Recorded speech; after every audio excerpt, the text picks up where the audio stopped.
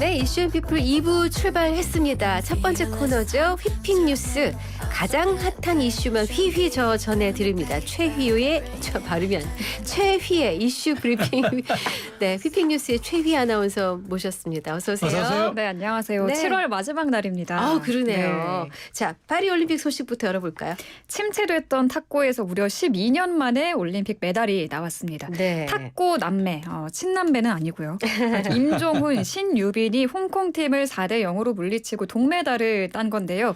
한국 올림픽 탁구에서 메달을 딴 게 2012년 런던 대회 남자 탁구 단체전 은메달 이후 12년 만입니다. 네. 신유빈은 한국 여자 선수로 2008년 베이징 대회 이후 16년 만에 올림픽 메달을 목에 걸었습니다. 아주 오래 기다린 끝에 수확한 메달이죠. 당시 중국 관중들의 응원 열기가 대단했거든요. 네. 마치 홍콩의 홈 경기장 같은 분위기였는데 우리 두 선수 전혀 주눅들지 않고 아랑곳하지 않고 밝게 미소를 지으며 경기를 즐기는 모습을 보여줬습니다. 복식에서는 아무래도 파트너 간 호흡이 중요할 텐데요. 왼손의 임종훈과 오른손의 신유빈 완벽한 호흡을 자랑했다는 평가입니다. 아, 그렇겠네요. 네. 특히 임종훈 선수는 이 메달이 더 소중하고 값질 것 같아요. 네. 다음 달 19일 입대 예정이었는데 동메달을 따면서 병역 혜택을 받게 됐습니다. 아, 그런가요? 네, 두 선수 이제 남은 경기에서 두 번 메달 사냥을 이어가는데요. 신효빈은 여자 단식과 여자 단체전에, 임종훈은 남자 단체전에 나섭니다. 네. 북한에서도 파리올림픽 첫 메달이 나왔어요. 1회전에서 세계 2위 일본 조를 꺾는 파란을 일으키며 결승에 오른 북한, 결승전에서 중국과 맞붙었는데요. 결국 중국이 승리를 가져가고 북한 리정식 김금용조가 은메달을 목에 걸었습니다. 네. 북한이 올림픽 메달을 딴 게 2016년 리우데자네이루 대회 이후 8년 만이라고 합니다. 네. 시상식에서 이제 남북 선수들이 만났는데요. 악수를 나누고 또 훈훈한 축하의 말을 주고받는 모습이 전해졌습니다. 아, 근데 저는 갑자기 궁금한 게 있는데 내일 좀 알아봐 주실래요? 아니, 중국도 나오는데 왜 홍콩이 나오죠? 아, 중국과 홍콩이 따로 경기에 출전하는 것 같아요. 그게 왜 그러니까 일국 양체제라서 그런가요? 갑자기 그게 궁금한데. 네, 내일 제가 알아봐 주십시오. 내일 오늘 공부를 해서 내일 분명하게 다시 아니, 알려드리겠습니다. 이거 좀 너무 말이 안 돼. 근데 어제 네. 재밌었던 게 네. 북한 은메달을 딴 북한 선수단이 네. 세계 랭킹 자체가 없는 팀이었어요. 그래서 진짜요? 뉴스가 되더라고요. 이야. 그러니까 그래서 파란을 일으켰다라는 그래서 파란인 거니까 거군요. 그러니까 아예 랭킹이 없었어요. 근데 1회전에서 랭킹 2위 일본을 꺾은 거예요. 그래서 그렇구나. 주목받았습니다. 아유, 축하할 일입니다. 네, 네.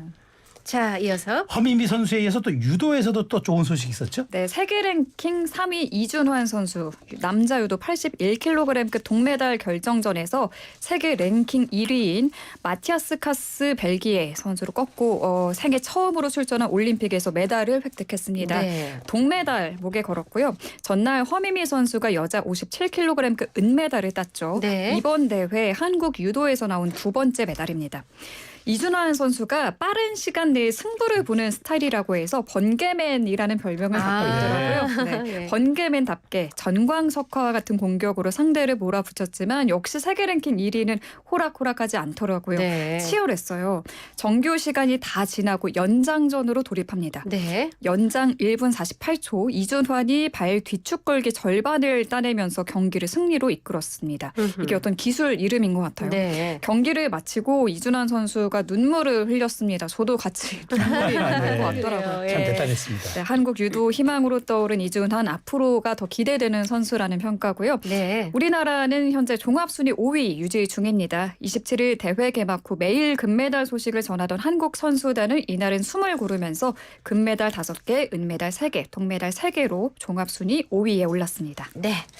자, 더위 속에 반갑고 기쁜 소식 계속 전해져 오면 좋겠습니다. 자, 다음 소식인데 요건 좀 끔찍하네요. 일본도 살인사건. 네. 경찰이 살해 혐의를 받는 남성에 대한 구속영장 신청했다고요? 네, 아파트 단지에서 이웃에게 일본도를 휘둘러 살해한 혐의를 받고 있는 30대 남성 A씨에 대해 경찰이 구속영장을 신청했습니다. 네. 또 간이 마약 검사를 거부했다고 해요. A씨의 모발과 소변에 대한 압수수색 영장도 신청했습니다. 네. 지난 29일 밤 11시 반경 서울 은평구의 한 아파트 정문에서 벌어진 일입니다. A씨는 일면식도 없는 같은 아파트 주민 40대 남성에게 일본도를 휘둘러 숨지게 한 혐의를 받습니다. 네. 지금 이 일본도의 칼날이 지금 기사마다 조금씩 다르게 나오고 네. 있는 아. 80cm에서 뭐 100cm. 원래 일본도는 길죠. 정말 예. 날카롭습니다. 네, 그 일본도를 휘둘러서 숨지게 한 혐의를 받고 있고 범행 후에 본인 집으로 도주를 했다가 1시간여 만에 경찰에 긴급 체포됐습니다. 네. 범행 당시 음주 상태는 아니었지만 이후 경찰 조사 과정에서 마약 간이 시약 검사 거부했다고 하고 현재까지 이 피의자 A씨가 정신질환 이력은 없는 걸로 확인됐는데 네. 경찰은 필요하면 정신감정도 의뢰할 예정입니다. 살인 혐의로 긴급 체포된 A씨 어제 조사에서 살인 동기에 대해서 누군가 내 귀에 도청 장치를 설치했다. 피해자가 지속적으로 나를 미행하는 스파이라고 생각해서 살해했다라고 진술한 걸로 전해졌습니다. 아, 정말 이렇게 너무나 안타까워요. 이렇게 그런 와. 아파트 단지에서 이런 일이 벌어지니. 네. 근데 이 A씨가 피해자와 개인적 친분이 전혀 없었던 관계였던 진짜 거죠. 황당하네요. 맞아요. 네. A씨는 이날 잠깐 담배를 피우러 집 밖으로 나왔다가 이런 일을 당한 겁니다. 산책을 하다가 이 두 사람이 마주친 피해자가? 적은 있지만 예, 예, 네, 예. 모르는 사이였던 걸로 보고 있고요. 네. 피해자 A씨 담배 피우러 나왔다가 일이 벌어진 거고 네. 평소 직장과 집 밖에 몰랐던 착실한 사람이었고 예. 9살, 4살 두 아들을 둔 성실한 가장이었던 걸로 알려져서 아. 네, 더 안타까운 상황입니다. 아, 진짜. 지금까지 또 나온 경찰 등에 따른 내용을 전해드리면 A씨가 자신의 일본도를 들고 아파트 단지 입구 부근에서 담배를 피우던 피해자에게 다가가서 시비를 걸었고 위협을 느낀 피해자가 경찰에 신고하려 하자 갑자기 칼을 휘둘러 숨지게 했습니다. 피해자는 무차별적으로 휘두른 일본도의 이마, 복부, 팔 부위 부상을 입었고 병원으로 옮겨졌으나 숨졌습니다. 국과수는 피해자가 전신다발성 자철상에 의한 사망으로 보인다는 부검 구두 소견을 경찰에 전달했고요.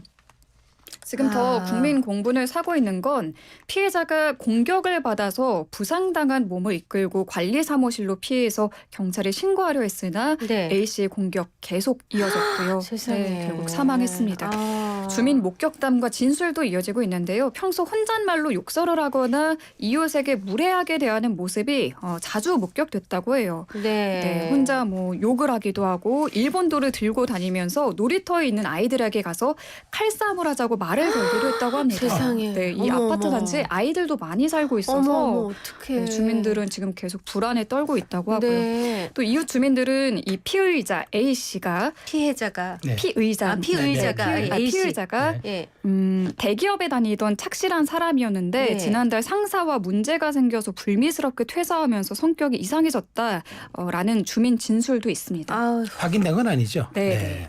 아, 세상에. 이제 이렇게 되니까 이 칼 같은 거 함부로 소지해서는 안 된다. 이거 그 도검 관리 체계 점검해야 된다는 소리까지 나왔어요. 네, 이 일본도는 총포와 달리 이 도검 소지 허가가 운전면허가 있으면 허가를 받을 수 있다고 해요. 네. 신체 검사서나 정신과 전문의 소견서도 제출할 필요가 없습니다. 3년마다 소지 허가를 갱신할 필요도 없고요. 이 피의자 A씨도 지난 1월 검을 구매하면서 장식용으로 소지할 수 있도록 경찰 허가를 받았는데 결국 살해도구로 쓰이면서 도검관리 체계 점검해야 한다는 지적이 나옵니다. 네, 정말로 허점이 보이네요. 이런 식으로 아주 뭐 넓게 허가하면은 관리가 어려워지는 측면이 있을 것 같긴 합니다. 네. 다음 소식 어떤 거죠? 9살, 4살. 네, 그러니까요. 네. 어떡해요. 가장인데. 어린 네. 아이들이 상주로 딱 이렇게 나온 모습을 아우, 정말 참, 네, 네. 더 안타까움을 사고 네. 있습니다. 아, 참. 네. 다음 또, 소식이요. 예. 어제 방송된 JTBC 한문철의 블랙박스 리뷰라는 프로그램에서 한문철 변호사가 시청역 사고 현장을 찾아 운전자 경로를 따라 걸으면서 사고 당시 상황을 분석했는데요. 차량이 역주행한 이유를 분석하며 당시 도로가 비어 있었고 진입 금지 표지판이 인지하기 어려운 위치에 있다는 점을 꼽았습니다. 네네. 또 이 시청역 역주행 사고 운전자 최고 형량이 얼마나 나올까에 대해서도 의견을 밝혔는데 운전자의 실수로 인한 과실치사는 최고 형량이 5년이라고 설명했어요. 네. 이 사고로 9명이 사망하고 7명의 부상자가 발생했죠. 이 한 변호사가 패널들에게 9명이면 형량이 어떻게 되겠냐라고 물었어요. 최고 형량 5년이면 9명 사망, 45년 형량이 나오지 않을까 추측하셨을 텐데요. 네. 역시 패널들도 45년이라는 대답을 했는데 한 변호사는 하나의 행위로 피해자가 여러 명이라도 최고가 5년형이다. 유죄라도 5년형이다. 법이 개정돼야 한다는 의견들이 나오고 있다라고 말했습니다. 네. 국가수 분석과가 가해 차량 운전자의 신발을 감식한 결과 가속 페달을 밟은 걸로 밝혀져서 경찰이 운전자 과실로 구속영장을 청구한 상황이라는 거 어제 휘핑뉴스에서 전해드렸는데요. 네네. 한문철 변호사는 역주행 운전자의 실수라고 밝혀져도 형량은 최대 5년이라고 말해 패널들이 충격에 빠졌습니다. 네. 한 변호사는 법원에서 유무죄를 판단하겠지만 실수해서 가속 페달을 밟았다면 엄하게 처벌해야 한다. 9명이 사망했다라고 말했습니다. 네, 그렇군요. 네. 자, 이제 마지막 소식은 어떤 건가요? 네, 하반기 전공에 7,600여 명을 모집하는 신청이 오늘 오후 5시 마감되는데요. 모집 마지막 날인 오늘까지도 이 하반기 수련 신청한 전공이 거의 없는 걸로 파악됐습니다. 수련 시작은 오는 9월부터입니다. 앞서 정부는 전공의들이 이번에 복귀하면 추가 전문의 시험을 치게 해주는 등 특례를 적용해주겠다고 약속했는데요. 정부의 이 수련 특례에도 불구하고 지원자 수가 거의 없는 걸로 전해진 겁니다. 지방은 물론이고 서울의 빅5 병원조차 지원자가 거의 없다는 분위기입니다. 이런 가운데 전문의 취득을 포기한 이들이 개원가로 쏟아져 나올 거란 관측이 나오는데요. 이탈한 전공이 7,648명이 지금 사직 혹은 임용 포기로 처리가 된 상태거든요. 네. 이들이 전공의 수련 과정을 포기하고 개원가 등 의료 시장으로 쏟아져 나온다는 얘기입니다. 일시에 이렇게 몰려들면서 당장 급여 수준이 뚝 떨어지는 등 취업 경쟁이 치열해지고 있고 피부, 미용 등 인기가 많은 분야는 이미 포화 상태 조짐을 보이고 있다고 합니다. 근데 이렇게 많이 빠져버리면 응급실 운영이 제대로 돌아가지 않을 것 같은데. 맞아요. 지금 이미 벌써 세종 충남대병원이 다음 달부터 매주 목요일 성인 응급실 진료 축소한다고 밝혔어요. 여기가 세종시 유일한 지역 응급의료센터인데 목요일마다 진료를 줄인다는 거고 그 이유로는 전문의 사직으로 응급 진료 체계 유지할 수 없다고 설명했습니다. 네. 네. 경기도에서도 앞서 24시간 운영 가능한 소아응급 책임 의료기관 4곳이 지정됐지만 지금 계획대로 운영을 시작한 곳이 분당 차병원 딱 한 곳에 불과한 걸로 전해집니다. 결국 올해 연말까지는 의료 공백 사태 지속될 가능성이 높은 상황입니다. 네, 좋습니다. 휘핑 뉴스는 여기까지고요. 이제 휘핑 퀴즈 나갈 차례입니다. 오늘 퀴즈가 좀 어려워서 제 마음이 무거운데 힌트 요정만 네, 믿습니다. 알겠습니다. 2024 파리올림픽에 출전한 대한민국 선수단이 순항하고 있습니다. 네. 탁구의 신효빈, 유도의 이준환, 사격의 반효진과 오예진, 유도의 허미미 등 특히 2000년대 태어난 2세대 선수들의 활약이 돋보이고 있는데요. 1990년 중반에서 2000년대 태어난 젊은 세대를 뜻하는 말이죠. 2세대는 어떤 세대일까요? 1번 베이비붐 세대, 2번 X세대, 3번 Z세대. 다시 한번 보기 드릴게요. 1번, 베이비붐 세대, 2번, X세대, 3번. Z세대. 오늘 난이도 있어요. 어렵습니다. 영양 네. 과다, 날지 못하는 힌트 요정 나와주세요. 그래도 제가 떠먹는 힌트 드려야죠. 있습니다. 자, 1970년대 이게 만화 영화가 나왔는데 이때 모두에게 정말 평생의 추억을 남겼던 명작이죠. 달려라 달려 로보트야. 땡 하고 이제 마징가 땡땡. 마징가 땡땡. 또 하나 있어요. 네. 요즘 시즌이죠. 강이나 바다에서 모터가 달린 수상 스키. 이거를 뭐라 하죠? 땡땡 스키. 네. 땡땡 스키. 자, 마징가 땡땡과 땡땡 스키. 네. 오늘의 힌트입니다. 좋습니다. 자, 노래 한 곡 나갈 동안에 정답 보내주세요. 샵 0945 유료 문자 단문 50원 장문 100원 YTN 라디오 앱 유튜브 이슈 앤 피플 댓글창 모두 열어두겠습니다.